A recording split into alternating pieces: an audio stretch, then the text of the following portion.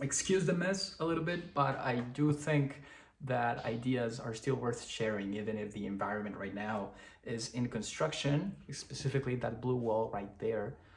Um, I wanted to talk about the importance of environment and how your environment is a reflection of who you are.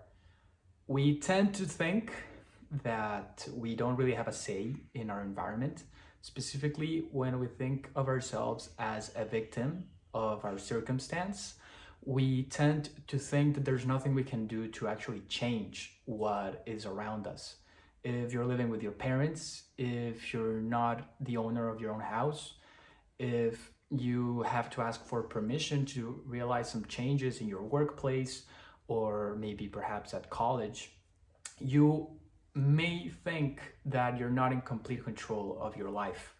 But just like the Greeks would say, you always have a choice, right? The Stoics always had a choice because we need to realize that there's an external world, everything around you, physical, and there's also an internal world, right? So the Stoics said that there's always a chance to win the inner battle.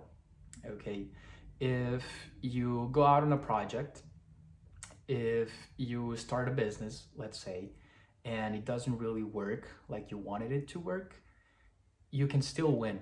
And that's something that I find really powerful. You can still win because life, we can think of it as an infinite game. And the fact that you did it, the fact that you started, the fact that you put effort into it prepares you for what comes next, right? So between doing something and doing nothing, just being mindless about your time, you should always choose that which makes you grow, okay? And no one grows if there isn't any movement. You always need to be doing some sort of thing that is going to get you out of the situation you're in. So, coming back to the other point of changing your environment, it all starts from within, right? If you want to change your surroundings, it can be as simple as just changing the room where you sleep, right? And it's sort of a chain effect because when you start, usually it's you start with something very small, then you move on to the next thing, which is still small, but it's a little bit bigger.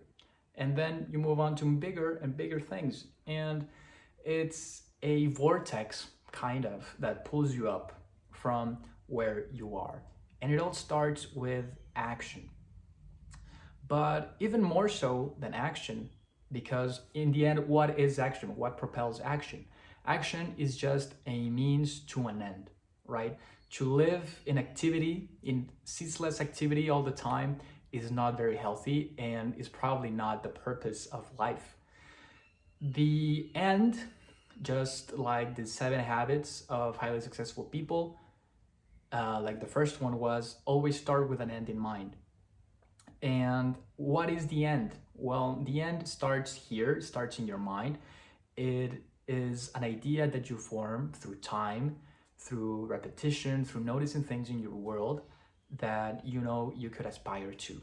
Okay, it can be as simple as having the goal of bettering your physical health, of bettering how thick your wallet is, how many friends you have, how many times you go out in a week.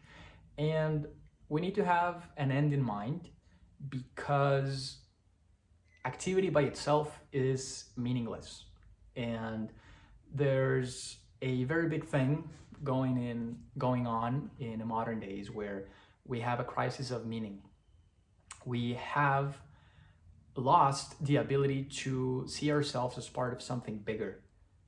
Um, there are a lot of reasons for this. I don't intend to know them, but if I may be so bold as to infer some of them, I would say social media is definitely one of the most pervasive ones, even if it's one of the most subtle ones, because little by little it nudges you into a certain type of acting, a certain type of routine, which, if we're talking specifically about our evolutionary past, is not necessarily the best, the optimal for your brain and for you. Your mind, and just think of a caveman, your mind wasn't made to be constantly bombarded by advertisements, by information, which we may or may not know if it's real, right? I have nothing against social media for the sake of learning, but there's a lot of misinformation out there and lots of AI slop, which is something that's getting pretty popular, and it is just making something that had the potential to be a world changing, the internet, into something that is commoditized and seen only as a way to get more money, a way to attract attention, and we have lost the meaning behind all of it, right? When I post something, when I post a video, when anyone posts a video, what is the meaning behind it? Do I just want to post for the sake of posting? Do I want to post for the sake of making $1 out of viewership? If you start with that in mind, it won't be as fulfilling as if you start with the end of actually helping others. Because I believe there are basic instinctual drives inside of us that just that need to get expressed one way or another. And among the vast space of information out there, there's always going to be a group of people that is going to put forth the idea that money is everything, and that's pretty understandable given that we're in a capitalistic society, which starting from after World War II started being more and more prevalent as the predominant ideology of the world. Right now we don't really have a counter ideology for capitalism. We used to have communism and capitalism, and that was part of the reason why the clash between the two didn't allow for excessive manipulation of society as a whole, and the creation of the hegemon that is now the United States of America. Because when you have a counterbalance, to something that has a potential to be pretty huge, you learn along the way the lessons that you need to learn. When you put your people into overdrive, as in the case of America, by telling them that hard work and effort is going to be duly rewarded, you are borrowing from the future, and you start to basically just borrow wealth from the future, from your grandkids, from your descendants. And why is any of this important? Connecting it back to environment, because you need to see the whole of the picture. I know that it can be quite confusing at times just to think, but we need to put ourselves in all of the different contexts that we find ourselves in, because want it or not, you are always influenced by something else, right? You can think of this at the local level. If you're still living with your parents are going to have an influence on you, and the places you visit are going to have an effect on you. The things you consume are going to have an effect on you. Everything is going to have an effect on you. And there are things that you can choose and things that you can't choose, right? That's at the local level. There's the global level, right? Why do I have to pay taxes, right? I know this is a very simple question and something that almost no one asks, because it's part of life, right? But we need to understand things a little bit deeper, right? If we go to the start of civilizations, and which is kind of like the start also of private property, we start to see the chain of events that leads to the accumulation of capital inside of a city, inside of a state, right? With the accumulation of technologies and innovations, specifically in military technology, you start to realize that force does have its place in the world, and that it's through force that the world has evolved to the level that it has, right? What happens after a war? Well, technology and innovation increases. When it comes to victors and those that who are defeated, well, you're gonna see a massive rise in richness afterwards, and you're probably also gonna see a variety of states which are depleted, right, by endless and ceaseless fighting. So you're gonna have someone in the periphery, which was in the case of America during the wars of World War One and World War Two.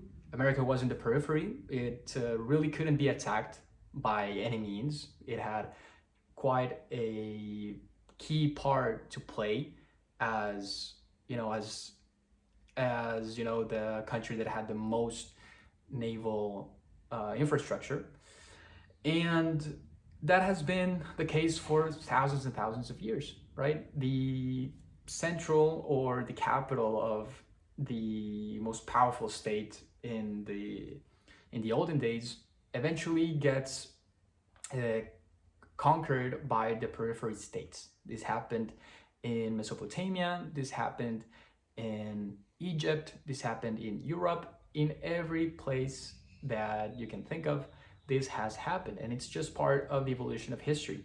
So when you think of history as a series of forces which little by little give structure to the world you live in, you can start to go back and see what has impacted on your current life, right? We live in a capitalistic society, right? But why is it capitalistic? Among the different ideologies, communism, capitalism, um, aristocracy, a dictatorship, why did we choose capitalism as our form of preferred ideology? Well, you can go back into the history and just see when it started, see what incentives were at play here, and which were the players, right? And this changes according to where you focus your attention to, right? Why do we eat highly processed foods? Weren't there any people who tried to stop these these obviously dangerous products for our health? Weren't there any people who tried to stop it? Well, definitely there were, but there's always different factors at play, specifically human factors, because when it comes to capital, it is those with the most capital that can make the most meaningful changes to the structure of government policy, through bribes, to the structure of consumer patterns when it comes to the alteration of the chemical compounds that are in your food, just to make them a little bit sweeter, to make them a little bit more tasty. And we are not completely perceptive of these things. And that's part of the reason why we don't feel in control of our own lives. We are not in a position to think about our place in the world as it relates to everything else, right? We can't see ourselves as being part of this world because we have gotten so good at making this world so complex, and we have invented different avenues for growth, for inventiveness, for innovation, that we have lost track of where we actually are in the space that we inhabit, in the space and time that we inhabit. Life and the continuation of life is just gonna be people living out their space and time in the best way they see fit. And that's just gonna be eventually an accumulation of experiences, an accumulation of lessons that does lead into a better world. But we need to realize that it's not gonna get created by itself, and that we actually need to impose some of our goodwill onto the world if we want it to change. If you don't start to change your environment, local, global, community even, you won't see a change in the world, because you can see yourself as just one unit, as one human unit of potential. And by yourself, you can make a meaningful change in your locality, right? You can be the best person in your locality. You can be the biggest fish in the pond you find yourself in. And becoming the best version of yourself is enough to make the world a better place, right? Just like Adam Smith said, if everyone is vying for their own interest, the world will be better off, right? If each and every single person chooses to follow their own happiness, eventually, over time, the world is going to be a better place because of it. So we need to apply that lesson in everything we can in our lives. We need to take care of ourselves so that we can take better care of others. And just because you're one single person doesn't mean you can't have a big impact on the world. It takes time, it takes effort, but on the ground of ideas, ideas have an incommensurate power to move people, to move the world, that if you just know how to put them in the right light, and if you just know how to find the right moment to say them, it can have a huge impact on the future of others and of you as a person. So, quick recap: be the best version of yourself so that you can change your environment, because after all, competence is what's going to allow you to start to upgrade different things in your environment, right? If you don't have the resources, if you don't think you have the resources, you always have two human resources: energy and time. That's everything you need to make the world a better place. But don't start with the world. Start with your room. Start with your house. Start with your apartment. Start with what you eat. Start with the little things that you can actually control. And you'll find that that frees up a myriad of opportunities that you didn't know were there. Because perception and action go hand in hand. And improvement is a habit. Just like sabotage is a habit, improvement is also a habit. It's just a choice that you have X amount of time in a day and that you're willing to commit X amount of time to your improvement. So that's the message: improve for you so that you can improve for others, and change your environment one wall at a time. Thank you.